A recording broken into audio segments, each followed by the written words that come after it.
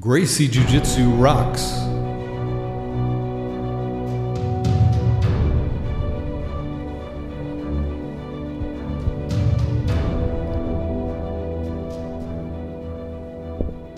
Welcome to the Gracie Jiu-Jitsu Rocks podcast, a podcast dedicated to Gracie Jiu-Jitsu and all things Gracie, including self-defense, competition, anti-bullying, women's self-defense and empowerment, nutrition, and most especially, the people involved in Gracie Jiu-Jitsu. This podcast is for the average Joe. It's for anyone who practices, trains, teaches, or just loves to talk about or hear about Gracie Jiu-Jitsu. We'll explore the lives of Gracie Jiu-Jitsu practitioners, how they got involved in the art, and what effect it's had on their lives. So buckle up and enjoy the ride.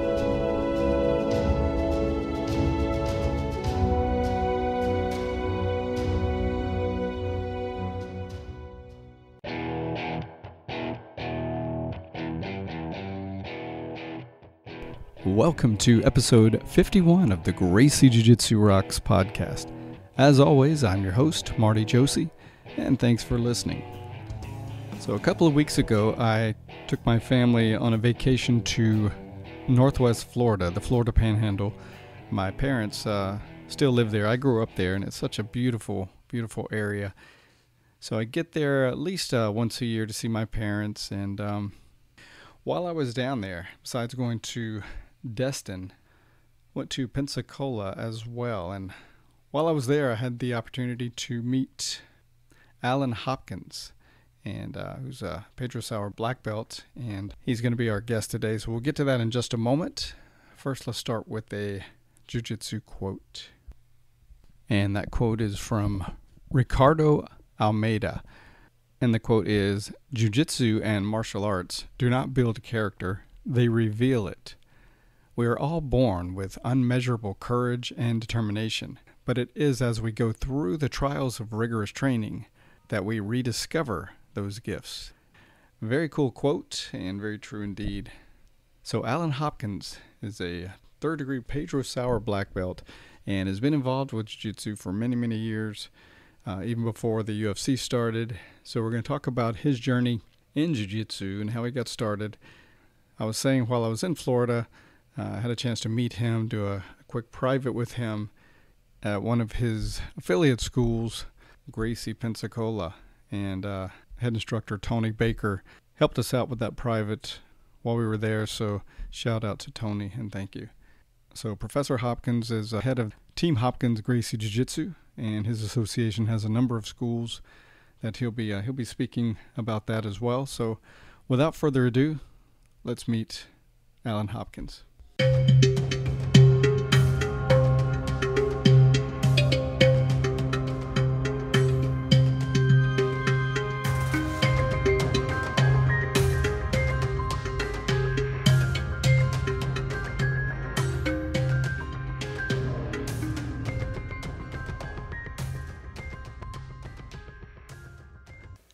Okay, I'm here with Alan Hopkins, head of the Hopkins Gracie Jiu-Jitsu Association and third-degree black belt. So welcome, Alan. Thanks for being here with me. Thank you. Thanks for having me. And I'm lucky enough to be live here with Professor Hopkins and just had a short private with him. So I just wanted to say how great that was and how just incredibly knowledgeable and insightful he is and how patient and gracious he was with me. So thank you for that, sir. Thank you. All right, so I know you've had a very long history in jiu-jitsu, dating way back. So let's just talk a little bit about how you got started and how that journey's been for you, sir. All right. The first time that I experienced Gracie Jiu-Jitsu live, I went to a seminar in, it was a suburb of Denver in July 13th, 1991. Was with Master Horian Gracie. And we did 5 hours on Saturday and 5 hours on Sunday, and that pretty much set the pace for the rest of my life up until today. So nice. Yeah, right after that I started planning how it was, I would be able to, get some more of that. And Master Horian had told me that the closest person to me was Master Sauer, who was he was a second-degree black belt at the time, and he was in Provo, Utah, teaching in Provo and Salt Lake City. And I traveled out there several times to visit and kind of see how the lay of the land was. And October 5th, 1993, I moved there. Wow. And started. So kind of on a wing and a prayer, you wanted more, and you decided you were ready to go anywhere to get it. Yeah, it took. From the time I had that first seminar, I had Master Sauer come to my school in Kansas, and I had a Japanese jiu-jitsu school at the time. I had him come there. I went to Salt Lake several times, and then decided that really wasn't going to cut it.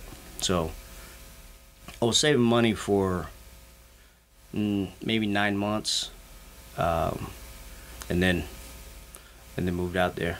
Nice. So nice. And landed there October 5th, and I just remember the date because it's his birthday and his daughter's birthday. So that was that. And those were way back in the Wild West days, so to speak, when hardly anybody was doing jiu-jitsu, and you really were kind of a pioneer getting into it at that stage and watching it develop over the years. So yeah, we had when I first got there, I mean there was a lot of guys training there at the time who would, now have way more experience, but about 99% of those guys quit. So wow. Yeah, not much of us left from that time there in Salt Lake. So you were kind of fortunate to get exposed way back, but you were also the kind of person that stayed with it. You knew it was what you wanted to do, and stayed with it, which takes a lot. Yeah, I knew about an hour into the seminar with Master Horian that I never wanted to do anything else. Wow. That's pretty. It must have been pretty eye-opening. What was it like to first initially meet Master Horian? It was pretty awesome because back then they put out the Gracie newsletter, and was the only way I knew about the seminar. I was on the mailing list, and because I had purchased. No, wait, maybe I didn't have those videos yet. I purchased Gracie in Action. Mm-hmm. Because I had purchased that, I wasn't on the newsletter.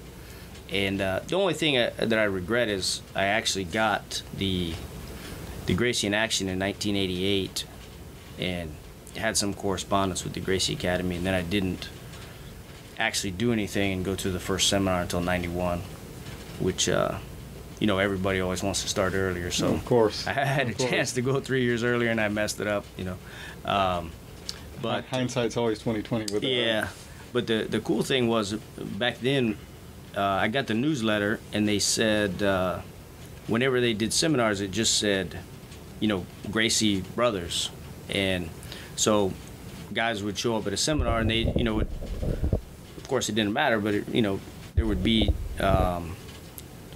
you never really knew who the instructor was going to be.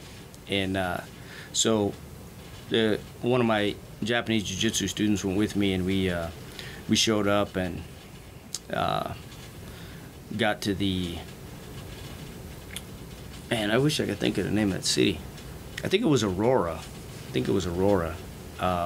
Anyway, we got there, walked into the gymnasium in this like a fitness club, and kind of looked across the gym area, and there was Master Horian, and I was like, oh man, that's the head dude right there. Yeah, right. And nobody else was there, and so we went into the locker room, and nobody was in the locker room. So we came down, came over to him, and was like, making sure it was the place, and he's like, yeah, we're gonna get started here in a minute.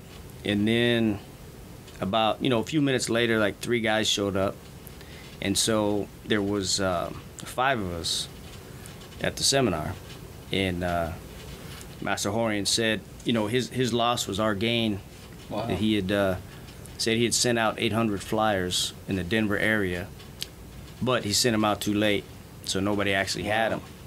So there was 5 guys the first day for 5 hours with him. So basically a semi-private. And then the second day, a couple other guys had found out about it and they showed up. So we had basically 10 hours of private with Master What an Horn. awesome opportunity, right? Yeah, it was pretty great. Was it what you expected going into it? Yeah, I mean, it was way better than what I expected. I didn't know, man. I watched those Gracie in action, and like I said, I was doing jiu-jitsu before, and I thought, man, I'm kind of doing moves like that, but I didn't really have any confidence to just challenge anybody at any time, and I thought they have to be doing something different because they have the confidence to do that, and so when I went that first day, then I found out why they have that kind of confidence. Nice. Yeah. And so from there you were in Utah for a number of years. Yeah, I was in Sauer and training with him. Yeah, I was in Utah from, like I said, October 5th, 1993.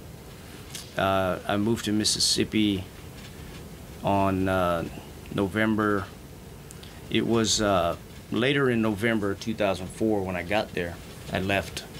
It took me like a week and a half because I made some stops, but so I left. Yeah, I don't know.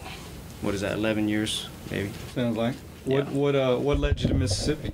There was a guy there, who's still there, guy that teaches my day class, Chad Pittman. He was an affiliate of Master Sauer. He was a purple belt at the time, and he'd been to Utah a couple times for the training camps, and I'd been out there a couple times and visited there, and then he kind of basically talked me into coming out and starting school. And time for a new chapter. Huh? Yeah, and then that was it. Did you ever make it out to the Gracie Academy over your years of training?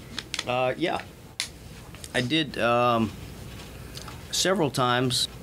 The only time I had there that was of any length was when I was a brown belt, and they used to do the camps, like a 3-4 day camp, and that was. And again, it was. I went. Another guy went with me from Salt Lake, and it was again Master Horion was teaching, and it was maybe 7-8 guys. It was a very small group again, which was pretty cool.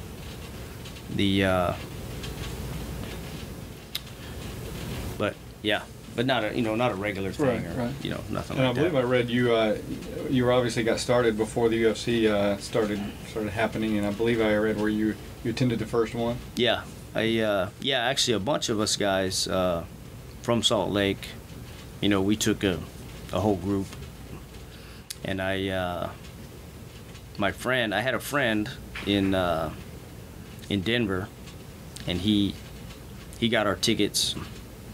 And we were actually, my ticket is the one at the Gracie Museum that they have right now. Nice. And it's, if you look at the ticket, it says like front row. It's $24.20, something like that. Wow. Yeah. That's great. A couple of my buddies in Salt Lake didn't want to pay that much, so they got like $15 tickets. Oh man. Yeah. Again, hindsight's 20/20. Yeah. I bet being in the front row was a place to be, right? Yeah. But a few years ago, Hiron said he was just telling me that they didn't have any tickets. Obviously, they didn't need them, but he said they didn't have any tickets from the first one. So next time I saw him, I gave him my ticket. Nice. That's pretty cool to have. I know that you have that contribution for the museum out there. The academy. That's very cool. Yeah, it was a pretty crazy event.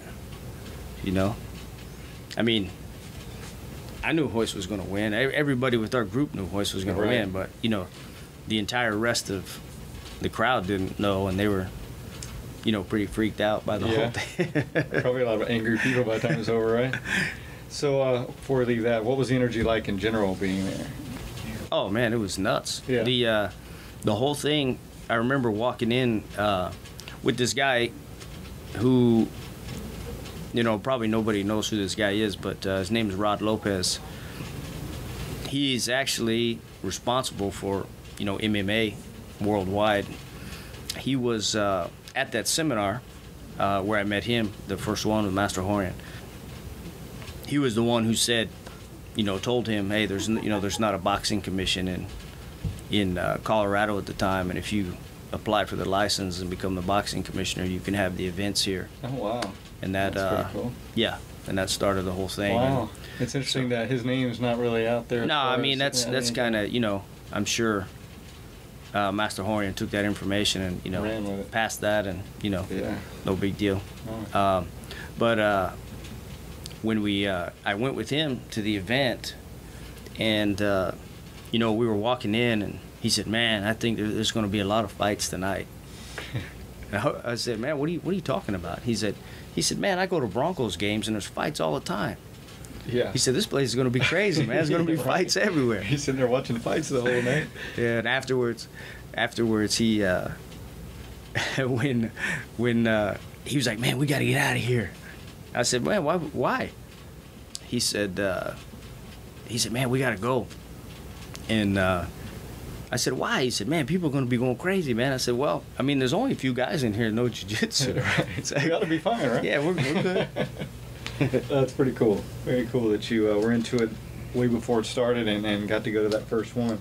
Just talk a little bit about your association. How many affiliate schools do you have now, sir? We have 10 schools. 10 schools? That's great. And where are they? Let me see here. We have, my first one was in Hattiesburg, Mississippi. And then Pensacola was the second. And since we kind of started the little group, some of the guys, like here in Pensacola, they have another branch in Pensacola on 9th Avenue.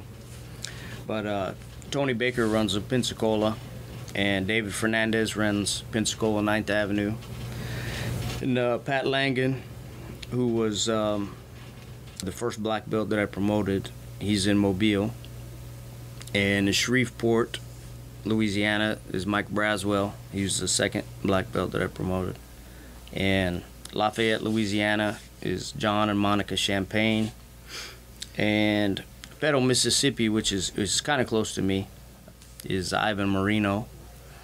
And we have Cabot, Arkansas, is Eugene Prowse and Alan Cage. And Lebanon, New Hampshire, which is the only one that's really kind of far away. We have Nick Bramlage. He was my student in Hattiesburg for about 8 years, and then he moved up to New Hampshire. And Morgan City, Louisiana, is Steve Miller. And pretty much some of the guys are fairly, I think the newest is maybe 6-7 years, I think, that they've been, but most of the guys have kind of been around the whole time I've been in the South. So wow. We had I had a guy training at my school that was a college student, and he was on summer break, and he was just kind of driving around and finding little, groups of guys training or whatever, and they somehow he convinced them to, join up with our group, and that's how we ended up with Pensacola and Mobile being the first, and then the others were kind of their offshoots of those. Nice. So it's quite a nice group you got going there. It's a pretty good. We have maybe about 600 students total. So wow, it's a lot. Great. You've obviously been very successful with it. So congrats on that. Well, we're working on it. What about when you're not on the mat? Does the association take all your time, or do you have any other hobbies besides jiu-jitsu? Yeah, it pretty much takes all my time. I can imagine. I mean, you teach, and then you have all these other affiliate schools to be involved with. So yeah, I have. Well, I'm married, and I have a son who's 2 years old next month. I have a couple old cars. I have two 1974 GTOs. Wow, that's cool. It's the last year they were made. Most of the time people see them, they have no idea what they are. And I have one. They're super rare. I have one that's a hatchback, which makes it really rare. Maybe, I think about 150 were made with a hatchback and a 4-speed and a bench seat. So it's pretty cool, but I don't get too much time to mess around with them a little bit. Yeah. I got them sitting there waiting on me. But You're like, one day, right? yeah, one day. So tell us more about your wife and son, right? Yeah, his son. Yep. I bet he keeps you a little busy, huh? He is. Yeah.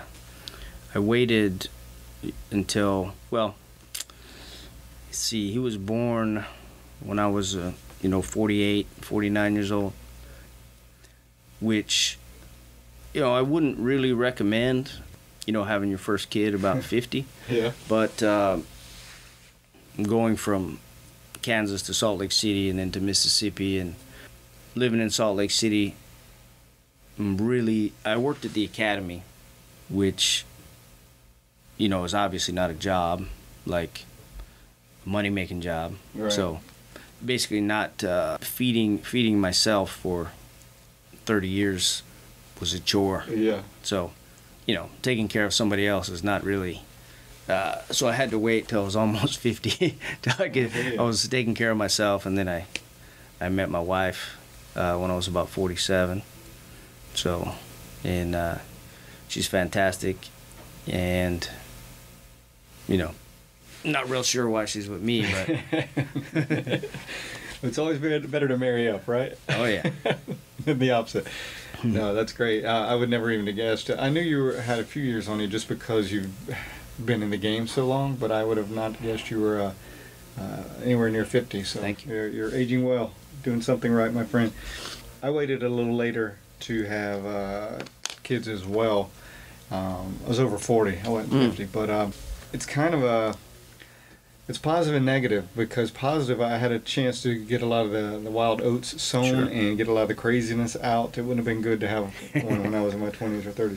But at the same time, it definitely has its challenges being older and having a kid. But I'm hoping it'll keep me motivated just to stay as young as I can, so to be there for them. So yeah, the energy, as bad as I don't want to admit it, the energy level of a 50-year-old is just not the same as a 20-year-old. Yeah, I hate to admit it too, but it's a fact, my friend. All right. Looking back over your time in your life and your all your years in jiu-jitsu, are there a couple things, 2 or 3 things that come to mind that you can share that will just stick out in your mind about lessons learned or things that most people should know if they're going to be in jiu-jitsu long term? Yeah. Well, I have a lot, but probably I think the one thing that is missing a lot is when I first started, I lived in Master Sauer's house, and so we were driving back and forth from Provo to Salt Lake City, and I had just white belt, no nothing, and it would just basically take every class. And as I said earlier, I'd been saving up for like 9 months, so I had a little bit, not much, but I had about a week's worth of money nowadays, but back then it was wasn't bad. But we were driving, and at the time there was a lot of beat downs. Is it like I know sometimes people mention that, and everybody's talking about the training easy and this and that, but it was a lot of it was pretty hard. It was a rough training every day. So was asking about all the techniques and all, constantly, and I basically bugged him nonstop about jiu-jitsu. And one day we were driving back to Provo, and I said, man, what is the most important thing about jiu-jitsu? And of course, I was wanting some technical thing, Right. About passing the guard or whatever, But right when I asked him, he turned and looked at me and he said, to always be a gentleman. Wow. And that kind of always, it actually took me a long time to even start to think that way. But I try to remind myself of that all the time. That's great. Yeah. In an industry, a sport, activity, however you want to define it, that has so much just ego and toughness, and there's nothing wrong with being tough, but you don't have to be a jerk about it either, right? So that's good. Yeah, I've never we talked about this earlier about I've been kind of razzing some people on Facebook. Every day I click on my Facebook and I see these jiu-jitsu guys bragging about themselves and ranting on and on about how great they are, and which, by the way, seems just crazy to me. I can't imagine a guy bragging about himself and then other people believing it and like going to see the guy. Right. It just blows my mind that this is even happening. Yeah. This is a thing, and it's like every day I'm seeing like these guys just talking themselves up, and I mean, man, if you have another guy talking about you, that's one thing, but these guys are bragging about themselves like nonstop and how great they are, and you got to come see them, they're so amazing. It's like, man, for real? Right. Sometimes I read this stuff, I'm like, man, did the guy just say that? It's just crazy. It is crazy. Everybody's from, man, the second the guy gets a black belt, he has his DVD series and this and that, and we had Master Hillian Gracie here on Friday, and let's see, I've been 25 years I've been doing jiu-jitsu, and he kind of reaffirmed my suspicions that I really have no idea what's going on, right? But I've never seen a guy bragging about himself one time. It's like, it's like, man, come on, these guys, it's like, man, anyway, back to the thing. After, after being a gentleman, I think the best thing for guys to realize is, man, you get your brown belt or your black belt or whatever, even, like I said, I've had, I'm a third degree. I got my black belt in 2004. I don't really think I have a whole lot of, there's so much more, in jiu-jitsu. It's like I think I'm just barely scratching the surface. That's great. That's interesting, because I've heard other high-level black belts say that, and it's actually refreshing, because one of the cool things about jiu-jitsu, there's always more to learn, but also there's so many levels and variables. Like, you may be not more knowledgeable than one group, but then there's another one that's maybe similar to you. Then there's always more above you, then above you, and above you. So you get to play all kinds of different parts. You know what I mean? You're not always like the lowest man on the totem pole, but you're not the highest. So you fall, depending on where you are in any given time, you fall in the different stages in the continuum, or different levels, which is good, because you get to experience jiu-jitsu in several different ways. Right. Yeah, it's pretty awesome. Yeah. You could be a teacher and a student and all of those things, a fan and all those things at the same time. Right on. There's a quote that's one of my favorite ones. It says something like, you're allowed to be both a masterpiece and a work in progress at the same time. I love that. So. Yeah. All right, so share with us, if you will, something that our listeners might be surprised to learn or hear about you. It's not common knowledge. Let me see. Man. Well, while you're thinking about that, let's go back for a second for the Facebook stuff, because you mentioned that. I've recently become a Facebook friend and following you, and I've been really getting a kick out of all the things I guess motivated by what you see with all the other, Right. The ego-driven posts from people. Right. So you've really kind of been cutting up a little bit on there. It's been pretty cool. So if you don't follow Alan on Facebook, go ahead and do so. It's been pretty entertaining. But, I have some help. Some of my I put it out there. I wanted some ideas, for some funny reviews and some, 'cause I mean these there's a lot of people, saying things that, and I know that they're actually not true. So I just think it's funny. The jiu-jitsu is supposed to offer at least the chance for some humility and humbleness, and some of these guys that are representing the art and getting out to the masses are just seems like the humbleness and the humility is kind of not really a priority. it's So, true. like I Very said, I've never seen Master Sauer brag about himself ever, or you see other people saying how amazing his classes are, how amazing his seminars. I've never seen him, come on Facebook and say, "Man, I just taught an amazing class." That's true. It's like, Yeah. That'd be I very out see- of character for him if he did. yeah, I see guys on there saying this stuff. I'm like, man, are you for real? Yeah. Like, did somebody say that, or you saying that? Yeah. You I mean, that's pretty great. I'm proud of you. You taught an amazing class. That's cool. Right. It's what It's you true. It's very interesting for sure. I mean, there's promotion, and then there's just kind of ego-driven Yeah. Well, rants about yourself. I think somebody had made a comment about I don't know, something I said, and I said, look, man, if you want to say that jiu-jitsu is great, that's totally cool. But when you say that you are great, that's totally different. That's a whole different story. Yeah.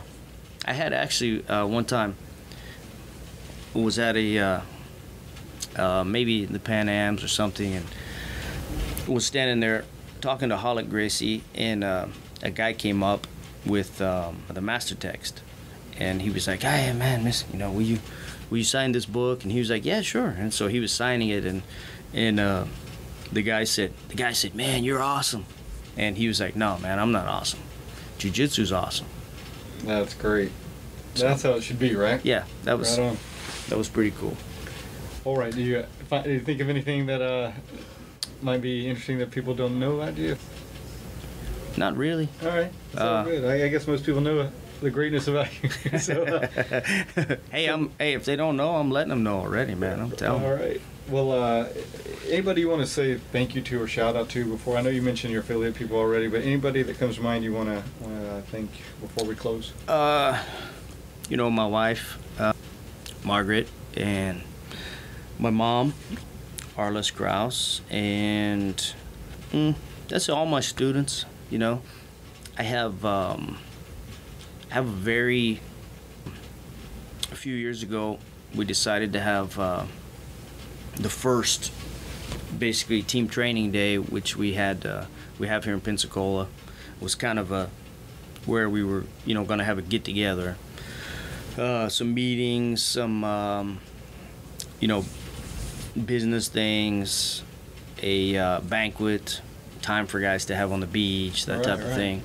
And then we had some guys came up and gave speeches and this kind of thing. And one of the guys, Tony Baker, he started out the thing with his speech, and he said a lot of people don't like Alan, and of course everyone was laughing. He said he's like, "No, I'm serious. Lots of people don't like this guy because I do make it hard for people to get belts, and I don't have a lot of I don't have any tomfoolery. I don't have any kind of jerks or any of this kind of thing. I don't allow at the schools. So I have to thank all of my guys, because all of my affiliates, they have they have no problem with making the standards high or higher than what I expected them to be.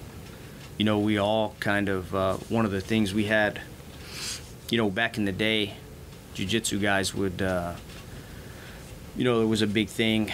You know, guys come in, tough guys, and then they get beat up, and then they, you know, then all of a sudden they would be your student, and it was great or whatever. And it's, you know, it's something that, you know, you know, for myself and all of those guys have adopted is like, that's just ridiculous.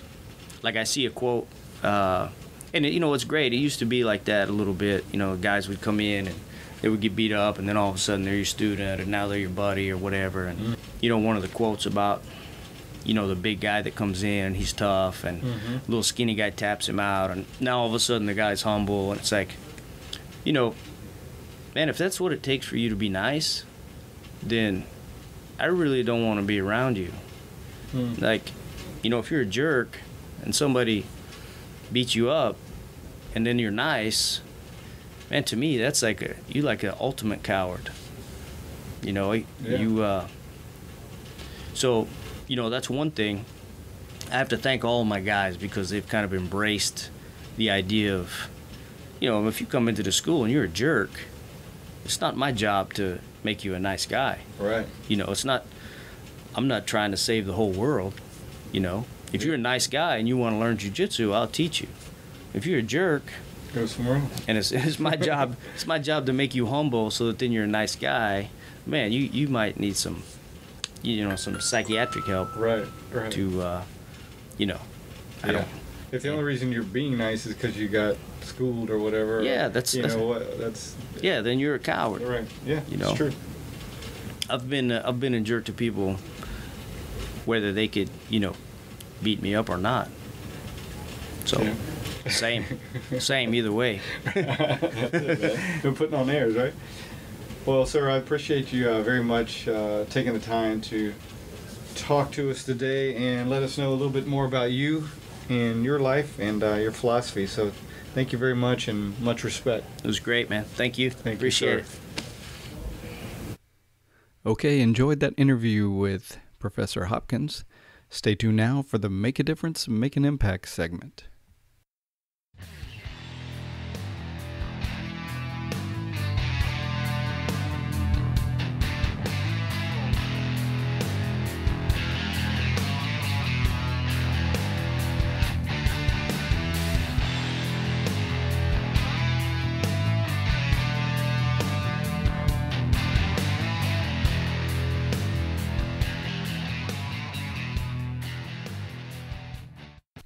Okay, time for the Make a Difference, Make an Impact segment.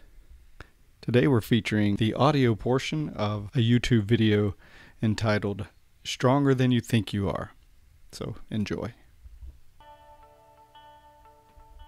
When I was a little bit younger, my grandfather would make a point to pull me aside every so often and say, "Eddie, you are stronger than you think you are."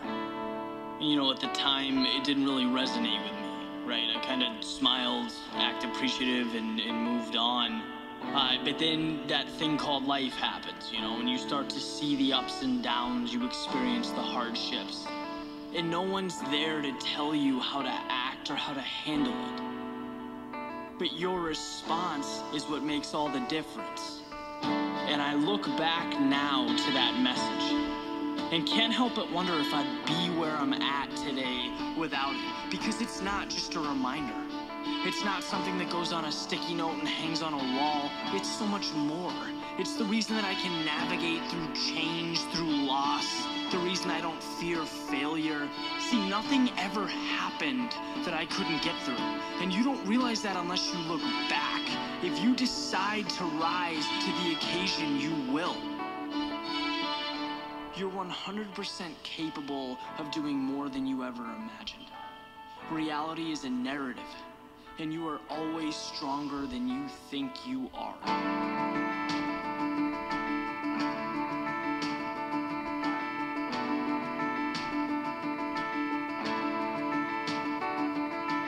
Life is not some puzzle to be solved. It's never about hiding or worrying or eliminating all bad fortune. It's about knowing that you can and will get through everything, that nothing can push you down and keep you there. Maybe the worst is yet to come, maybe it's not, but the best of you, that is undiscovered. And through the very hardship that you once feared, you'll be able to paint a portrait of the new you, brushstroke by brushstroke. And see, back then, I didn't get that. I didn't know that growing up meant enduring difficulty. I didn't know what I was truly capable of. But years had passed, and now I know that I am stronger than I thought I was. And while life is not certain, my confidence stands alone. It's the reason that I run towards my dreams, never away from them, and neither should you. Don't forget that, because during even the worst of days, the darkest of nights, you are always stronger than you think you are.